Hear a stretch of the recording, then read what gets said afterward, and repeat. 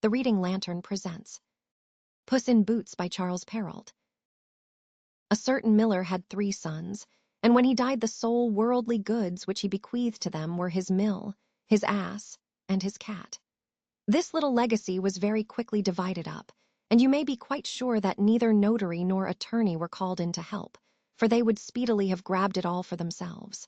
The eldest son took the mill, and the second son took the ass. Consequently, all that remained for the youngest son was the cat, and he was not a little disappointed at receiving such a miserable portion. "My brothers," said he, "will be able to get a decent living by joining forces, but for my part, as soon as I have eaten my cat and made a muff out of his skin, I am bound to die of hunger." These remarks were overheard by Puss, who pretended not to have been listening, and said very soberly and seriously, "There is not the least need for you to worry, master. All you have to do is to give me a pouch, and get a pair of boots made for me so that I can walk in the woods. You will find then that your share is not so bad after all." Now this cat had often shown himself capable of performing cunning tricks. When catching rats and mice, for example, he would hide himself amongst the meal and hang downwards by the feet as though he were dead. His master, therefore, though he did not build too much on what the cat had said, felt some hope of being assisted in his miserable plight. On receiving the boots which he had asked for, Puss gaily pulled them on. Then he hung the pouch round his neck, and holding the cords which tied it in front of him with his paws, he sallied forth to a warren where rabbits abounded. Placing some bran and lettuce in the pouch, he stretched himself out and lay as if dead. His plan was to wait until some young rabbit, unlearned in worldly wisdom, should come and rummage in the pouch for the eatables which he had placed there. Hardly had he laid himself down when things fell out as he wished. A stupid young rabbit went into the pouch, and Master Puss, pulling the cords tight, killed him on the instant. Well satisfied with his capture, Puss departed to the king's palace. There he demanded an audience and was ushered upstairs. He entered the royal apartment and bowed profoundly to the king. "I bring you, sire," said he, "a rabbit from the warren of the Marquis of Carabas," such was the title he invented for his master, "which I am bidden to present to you on his behalf." "Tell your master," replied the king, "that I thank him and am pleased by his attention." Another time the cat hid himself in a wheat field, keeping the mouth of his bag wide open. 2 partridges ventured in, and by pulling the cords tight he captured both of them. Off he went and presented them to the king, just as he had done with the rabbit from the warren. His Majesty was not less gratified by the brace of partridges, and handed the cat a present for himself. For 2 or 3 months Puss went on in this way, every now and again taking to the king, as a present from his master, some game which he had caught. There came a day when he learned that the king intended to take his daughter, who was the most beautiful princess in the world, for an excursion along the river bank. "If you will do as I tell you," said Puss to his master, "your fortune is made. You have only to go and bathe in the river at the spot which I shall point out to you. Leave the rest to me."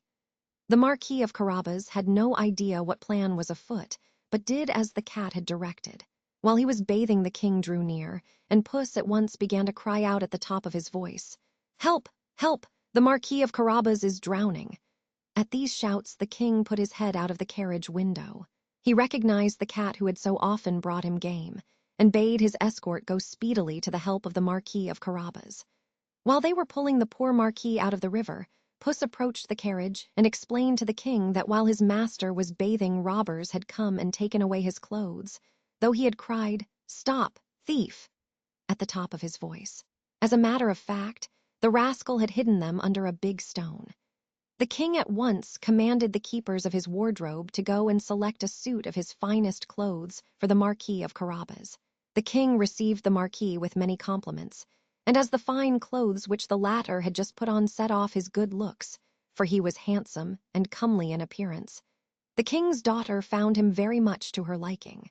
Indeed, the Marquis of Carabas had not bestowed more than 2 or 3 respectful but sentimental glances upon her when she fell madly in love with him.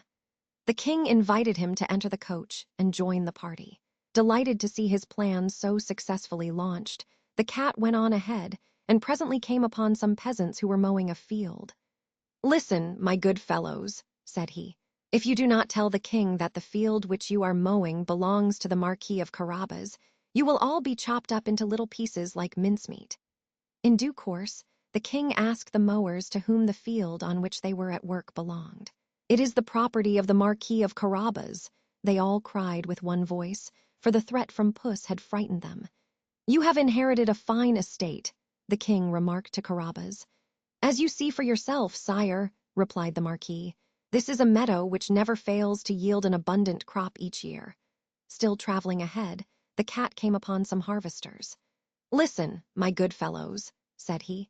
"If you do not declare that every one of these fields belongs to the Marquis of Carabas, you will all be chopped up into little bits like mincemeat." The king came by a moment later, and wished to know who was the owner of the fields in sight. "It is the Marquis of Carabas," cried the harvesters. At this the king was more pleased than ever with the Marquis.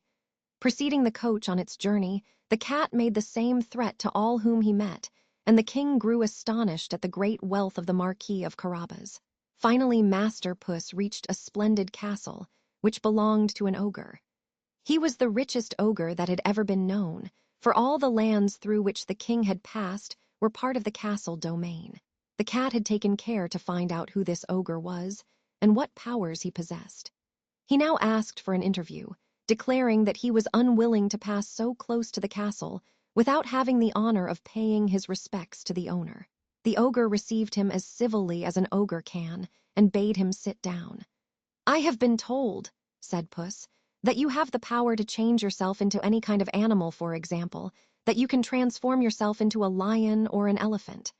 "That is perfectly true," said the ogre, curtly, "and just to prove it you shall see me turn into a lion." Puss was so frightened on seeing a lion before him that he sprang on to the roof-knot without difficulty and danger, for his boots were not meant for walking on the tiles. Perceiving presently that the ogre had abandoned his transformation, Puss descended, and owned to having been thoroughly frightened. "I have also been told," he added, "but I can scarcely believe it, that you have the further power to take the shape of the smallest animals, for example, that you can change yourself into a rat or a mouse. I confess that to me it seems quite impossible." "Impossible!" cried the ogre. "You shall see!" And in the same moment he changed himself into a mouse, which began to run about the floor. No sooner did Puss see it than he pounced on it and ate it. Presently the king came along, and noticing the ogre's beautiful mansion, desired to visit it. The cat heard the rumble of the coach as it crossed the castle drawbridge, and running out to the courtyard cried to the king, "Welcome, your majesty, to the castle of the Marquis of Carabas." "What's that?" cried the king.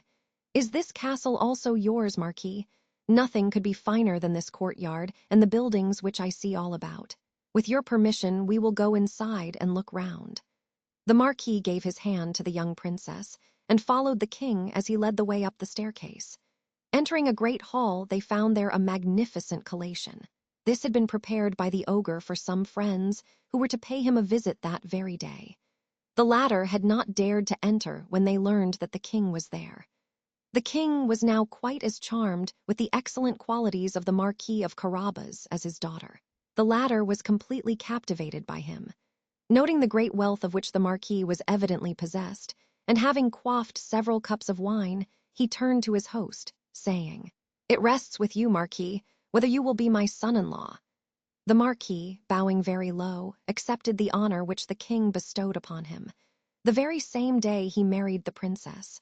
Puss became a personage of great importance, and gave up hunting mice, except for amusement. Thank you for listening.